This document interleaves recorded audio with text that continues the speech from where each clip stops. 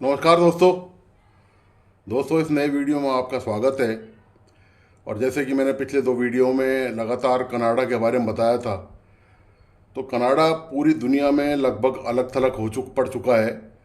और चाहे वो वैश्विक मंच हो और चाहे अपने घरेलू मंच हो, कनाडा का जो खुद का हाल है घर में, वह भी बहुत ख़राब हो चुका है। और पूरी दुनिया में अब लगभग कनाडा की जग हसाई हो रही है। और इन तमाम हालातों के साथ ही आपको बताना चाहूँगा कि कनाडा लगभग घुटने पर आ गया है। जैसा कि मैंने पिछले वीडियो में भी आज इस बात की संभावना की थी कि कनाडा गलत रास्ते पर चल रहा है, वह आतंकियों का पनाहगाह बन गया है, अपराधियों का लगातार पनाहगाह बन गया है। तो पूरी दुनिया का यदि वह समर्थन इस मुद्दे पर चाहता है कि कनाडा लगातार ऐसी हरकतों को जारी रखे, तो आप ये निश्चित मान के चलिए कि चाहे उसके कितने हितैषी क्यों नहीं हो, पश्चिमी देश, खास तौर से अमेरिका या दूसरे पश्चिमी देश हैं और जो फाइव आईज हैं जिनके साथ कनाडा अपने जो इंटेलिजेंस शेयर करता है, तो वो देश भी यदि कनाडा ये उम्मीद कर रहा था उन देशों से कि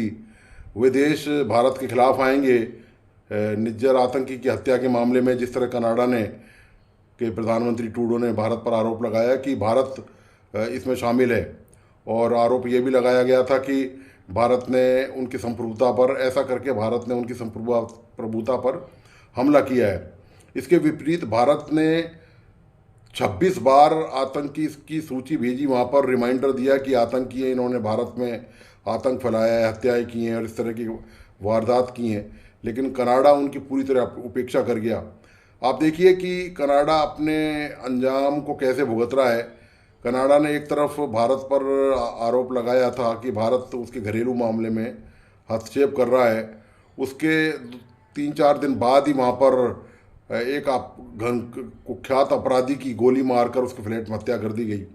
तो पूरी दुनिया ने इस नज़ारे को देखा है कि कनाडा किस तरह से अपराधियों को और आतंकियों का संरक्षण लगातार देता आ रहा है। और इसके अलावा आप देखिए कि कनाडा की जो मानसिकता है ट्रूडो सरकार की, वो कैसी है कि कनाडा ने एक नाजी को जो निचला हाउस है संसद का, उसमें सम्मानित कर दिया। उसके सम्मान में खड़े होकर सारे सांसदों ने ताली बजाई। बाद में मालूम पड़ा कि वह जो नाजी है यूक्रेन निवासी है, यूक्रेन का, और वह राष्ट्रपति यूक्रेन के साथ कनाडा में आया था। तो जब संसद में सम्मान हुआ उसके बाद ये पता चला कि यह जो व्यक्ति है जिसका सम्मान किया गया है ये नाजी है। और इसने इसका रोल जो रहा है वह द्वितीय विश्व युद्ध में, आपको बता दूं कि लाखों यहूदियों का जो नरसंहार हुआ था, जो हिटलर ने किया था, उसमें इसका ज़बरदस्त रोल था, ये इसकी सक्रिय भागीदारी थी। ऐसे व्यक्ति को कनाडा की संसद में सम्मानित किया गया।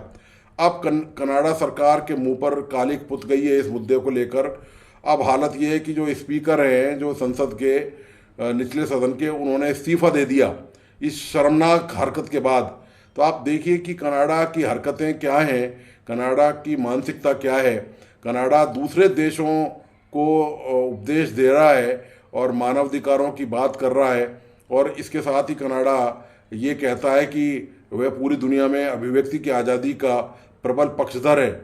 लेकिन कनाडा की हकीकत क्या है, इसका खुलासा मैंने आपको इन दो उदाहरणों से समझा दिया। और ये कनाडा की पहली बार नहीं हो रही जगहसाई, या कनाडा की जो आतंकियों को, अपराधियों को शरण देने की जो नीति है आज़ादी की अभिव्यक्ति के नाम पर और मानवाधिकारों की सुरक्षा के नाम पर, ये उनके पिता जो ट्रूडो थे ये उनके दौर में भी चली थी। आपको थोड़ा बैक में ले जाना चाहूँगा, जब इंदिरा गांधी देश में प्रधानमंत्री थी तब उस समय की बात है। उस समय जो भारत में खालिस्तानी गतिविधियां अपने चरम पर लगभग जा रही थी, उस समय पीक पर थी। तो उस समय एक आतंकी को जो कनाडा में था मौजूद, वहाँ पर उसको भारत ने, इंदिरा गांधी ने, जो मौजूदा जो ट्रूडो हैं प्रधानमंत्री, इनके पिता जो ट्रूडो प्रधानमंत्री थे, उनका नाम सरनेम भी ट्रूडो ही था, तो उनसे मांग की कि इस आतंकी को, इस ये भारत में साजिश में शामिल है, आतंकी की वारदातों में, इसको प्रत्यर्पित किया जाए, इसको भारत को सौंपा जाए। लेकिन ट्रूडो जो वर्तमान प्रधानमंत्री हैं, इनके पिता ने भी ऐसी नीति अपना रखी थी आतंकियों के सहानुभूति और उनको संरक्षण देने के लिए उन्होंने साफ इनकार कर दिया इंदिरा गांधी को बिल्कुल दो टुकड़े। इस पर दोनों की, इंदिरा गांधी और जो तत्कालीन ट्रूडो प्रधानमंत्री, मतलब मौजूदा ट्रूडो के जो पिता हैं, इनमें काफ़ी नोकझोंक भी इस मुद्दे को लेकर हुई थी।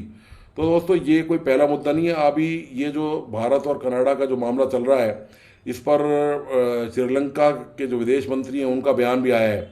उन्होंने कहा है कि कनाडा अपनी हरकतों को बंद करे और कनाडा आतंकियों को पनाह देना बंद करे।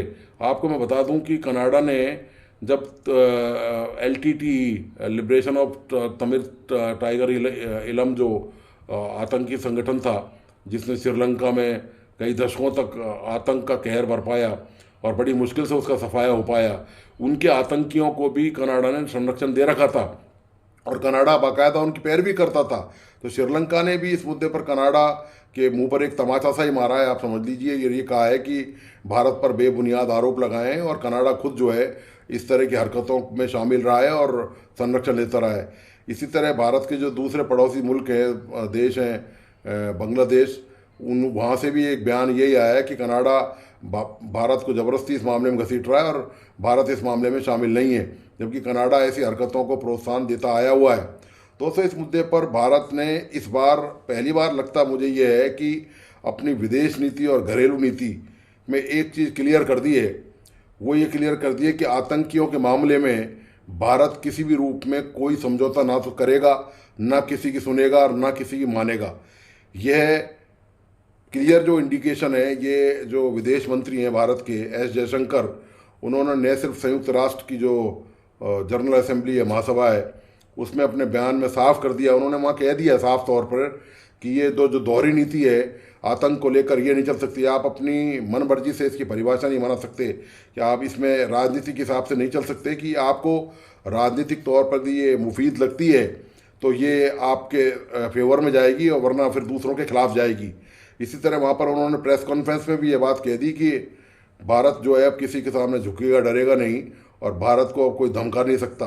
आप ये नहीं है कि भारत की जब चाहे बाह मरोड़ दें और किसी भी मुद्दे को लेकर दो रवैये एक साथ नहीं चल सकते। ये उन्होंने संयुक्त राष्ट्र महासभा में भी कह दिया, जनरल असेंबली में भी और प्रेस कॉन्फ्रेंस में भी। भारत की बिल्कुल दृढ़तापूर्व जो नीति है वो बिल्कुल क्रिस्टल क्लियर है, बिल्कुल पारदर्शिता है इसमें किसी को कोई, अब लगभग भारत ने जो ये स्टैंड लिया है इससे ये साफ जाहिर है कि पूरी दुनिया को अब कोई भारत की आतंक के खिलाफ जो नीति है, जो अब तक कार्रवाई रही है, वो तो पास्ट की बात रही है, लेकिन अब जो नीति है उसमें पूरी दुनिया को कोई शक शुबा नहीं रह जाएगा कि भारत अब किसी भी तौर से डरेगा, झुकेगा या अपने आत्मसम्मान से या देश की अखंडता से, संप्रभुता से कोई सुरक्षा करेगा।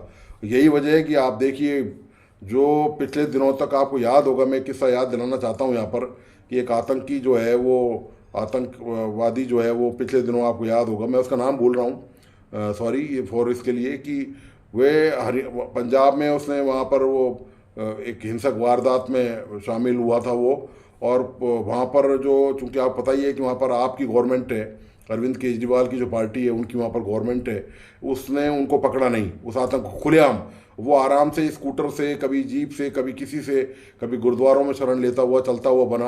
और उस समय तक मतलब आप देखिए कि वो उसने हरियाणा आराम से पार कर लिया और हरियाणा सरकार में भी भारतीय जनता पार्टी सरकार है, इसके बावजूद भी इसको पकड़ा नहीं गया। इससे जाहिर था कि ये जो लचीलापन है, ये सब वोट बैंक की राजनीति आपको पता ही है, वो ऐसा नहीं है कि कनाडा में ही चलती हो, वो भारत में भी चलती है। सिखों का पंजाबी वोट बैंक का मामला था, लेकिन इस मुद्दे के बाद, हालांकि वो बाद में पकड़ा गया और उसको शायद आसाम की जेल में भेज दिया गया है, लेकिन सवाल अब ये है कि अब भारत ने अपना रुख बिल्कुल बदल दिया है इस मामले को लेकर। और 17 NIA ने, जो भारत की देश की जो एजेंसी है, नेशनल इन्वेस्टिगेशन एजेंसी जो है, उसने 17 अपराधियों और आतंकियों को, जो इनका कनाडा ने जिनको संरक्षण मिल रहा है, उनकी संपत्तियों के खिलाफ, उनके तमाम आपराधिक वारदात के खिलाफ कार्रवाई शुरू कर दी है। और कई आतंकवादियों के, जो आतंकियों के जो भारत में, पंजाब में जो प्रॉपर्टी उन्होंने खरीदी है, उनको सील बंद करने की कार्रवाई की गई है। और भी भारत उनके खिलाफ काफ़ी कठोर कार्रवाई करने जा रहा है। जिस तरह भारत ने कनाडा को एक ही झटके में झटका दे दिया और उनके वीज़ा पर प्रतिबंध लगा दिया और उनके एक यहाँ से डिप्लोमेट को बाहर निकाल के जाने का हुक्म सुना दिया, तो अब ये साफ जाहिर है कि पश्चिमी देशों को भी ये समझ में आना चाहिए कि अब ये भारत वो भारत नहीं है। यदि वो गलतफहमी का शिकार हैं तो इस बात को निकाल दें, और जो अब जो वैश्विक रणनीति बन रही है उसमें भारत का बहुत ही अहम रोल है। भारत की जो आबादी है उसमें बहुत बड़ा हिस्सा तेज़ी से प्रगति की तरफ है। पूरे भारत में, विश्व में भारत आर्थिक महाशक्ति बनने की तरफ जा रहा है। अंतरिक्ष में भारत ने, आपको बताइए, कि अपना लोहा मनवा दिया है। तो दोस्तों, ये जो मौजूदा हालात है इसमें कनाडा के एक मंत्री का भी बयान आया है, और कनाडा के मंत्री ने कहा है कि हम द्विपक्षीय सहयोग जारी रखेंगे। जब पूरी तरह से पिट गया कनाडा, चारों तरफ से लपड़ थप्पड़ खा लिए उसने जिस तरह से, और उसकी कोई सहानुभूति उसको नहीं मिली, ना अमेरिका से मिली, ना ऑस्ट्रेलिया से मिली, ना इंग्लैंड से मिली। ये उसके खास दोस्त हैं, और ये चूंकि सब सफ़ेद चमड़ी वाले लोग हैं तो ये निश्चित तौर पर एक दूसरे का बचाव जरूर करते हैं। तो इन सब के बावजूद भी कनाडा को कोई जब विशेष सफलता हासिल नहीं हुई तो कनाडा को लगा कि अब झुकने में ही भलाई है, और कनाडा ने वापस ये बयान दिया है कि भारत से द्विपक्षीय संबंध कायम रखेगा। मतलब जो व्यापार समझौते हैं भारत से चल रहे हैं, जो पहले से चले आ रहे हैं, नया तो पता नहीं कब होगा, ये तो पता नहीं है, क्योंकि भारत ने, आप बताइए, G20 के तहत कई देशों से द्विपक्षीय समझौते किए हैं, और नया कॉरिडोर बनाने की बात पहले ही भारत कर रहा है। जो इसकी पुष्टि एस जयशंकर ने, जो विदेश मंत्री हैं, उन्होंने वहाँ अमेरिका में भी की है। खैर, तो अब कुल मिला के स्थिति ये है कि कनाडा पूरी तरह से बैकफुट पे आ चुका है, और अपनी जबान चलाना उसने बंद कर दिया है। उसको बताया कि ये जो लंबी जबान है ये भारत के सामने चलेगी तो भारत कैंची से इसको काट के फेंक देगा, जो भारत ने कर भी दिखाया है एक बार। तो अब इस मुद्दे को लेकर कनाडा, उम्मीद यही की जाती है कि कनाडा अब जो है वो सीधे रास्ते पर चलेगा, और सीधे सीधे आतंकियों को और अपराधियों को इस तरह संरक्षण नहीं देगा जिस तरह से उसने अंधेरगर्दी मचा रखी थी मानवाधिकारों के नाम पर, और उनको सहानुभूति देना और उनको संरक्षण देना। वहाँ वोट बैंक की राजनीति है, बड़ी संख्या में वहाँ सिख रहते हैं, तो वो उनको जबकि वहाँ मज़ेदार बात एक और है, आपको आश्चर्य का बात बताता हूँ कि कनाडा में जो सिख हैं वो इस तरह की गतिविधियों के खिलाफ हैं। पंजाब में जो सिख रहते हैं, या दिल्ली में रहते हैं, या राजस्थान में, हरियाणा में, कहीं भी रहते हैं, वो किसी भी तरह के आतंक गतियों में शामिल नहीं है। वो पक्के देशभक्त हैं इस मामले में। लेकिन ये चुनिंदा जो लोग हैं ये अपनी दुकान चला रहे हैं। उन्होंने वहाँ कनाडा में वहाँ गुरुद्वारों पर कब्जा कर रखा है, और बाकायदा वहाँ लोगों को डराया धमकाया जाता है, लालच दिया जाता है कि तुमको नागरिकता दिला देंगे, तुमको वीज़ा दिला देंगे, और उनको यूथ को गुमराह करके वहाँ पर इस तरह के भारत के खिलाफ जो धरने प्रदर्शन, जो विरोध होते हैं, उन्हें शामिल करवाया जाता है वहाँ पर, तो पूरी प्लानिंग से, फंडिंग करके, इस तरह से करके। तो अब कुल मिला के निष्कर्ष ये है कि कनाडा के अब समझ में आ गया, और ये जो कनाडा वाला मामला है ये इतना अच्छा हुआ, भारत ने जो नीति अपनाई है उससे जो चीन या पाकिस्तान, जो दूसरे जैसे देश हैं, जो बड़े खुश हो रहे थे अंदर ही अंदर। पाकिस्तान में आपको बताइए, मैंने बताया भी था, और अभी भी जो नई जानकारी वो यही है कि वहाँ काफ़ी जो सरकार है वहाँ की आवाम में, कुछ लोगों में, वहाँ पर आवाम में, सारी आवाम शामिल नहीं है, क्योंकि वो तो पहले ही भूख से लड़ रहे हैं, भूखे प्यासे हैं, भूखे नंगे जैसी हालत, मरता क्या नहीं करता। तो उनको कहाँ की विदेश नीति और कहाँ का भारत कनाडा, उनको तो रोटी नहीं मिल रही है खाने को वहाँ पर। और वहाँ की जो सरकार है वो बड़ी खुश थी इस मुद्दे को लेकर कि अच्छा हुआ कि भारत के खिलाफ एक मामला अंतर्राष्ट्रीय स्तर पर चल रहा है। लेकिन भारत ने साफ कर दिया है कि भारत के खिलाफ ये आँख उठा के भी देखेगा। अब भारत वो भारत नहीं है, और चाहे वो चाइना हो, चाहे वो पाकिस्तान हो, चाहे कनाडा हो, चाहे अमेरिका हो, कोई भी देश हो। अमेरिका को भी भारत ने क्लियर कर दिया है, जयशंकर ने, कि हम सहयोग देने के तैयार हैं जांच में, लेकिन हमारे पास कोई ठोस सबूत होने चाहिए।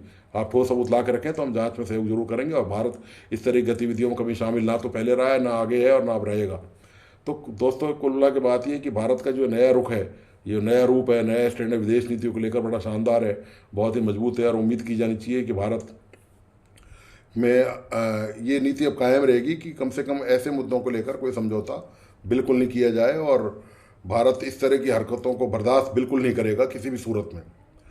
तो दोस्तों, ये आज का विश्लेषण था। तो आपको ये विश्लेषण कैसा लगा, प्लीज़ अपने लाइक्स और कमेंट के साथ मुझे ज़रूर बताएं, और प्लीज़ इस YouTube चैनल को लाइक, सब्सक्राइब करना और बेल आइकन दबाना नहीं भूलें, ताकि मेरा प्रोत्साहन बना रहे और मैं ऐसे मुद्दे, इस तरह की समीक्षा आपके सामने लेकर हाजिर रहूं। और कोई बायस समीक्षा मैं बिल्कुल नहीं करूंगा। मैं आपको विश्वास दिलाता हूं कि मेरा किसी भी पार्टी से, किसी भी व्यक्ति से कोई सरोकार नहीं है, कोई संबंध नहीं है। तो आपको ये विश्लेषण कैसा लगा, प्लीज़ अपने लाइक्स कमेंट्स साथ ज़रूर बताएं, और इसी के साथ धन्यवाद, नमस्कार।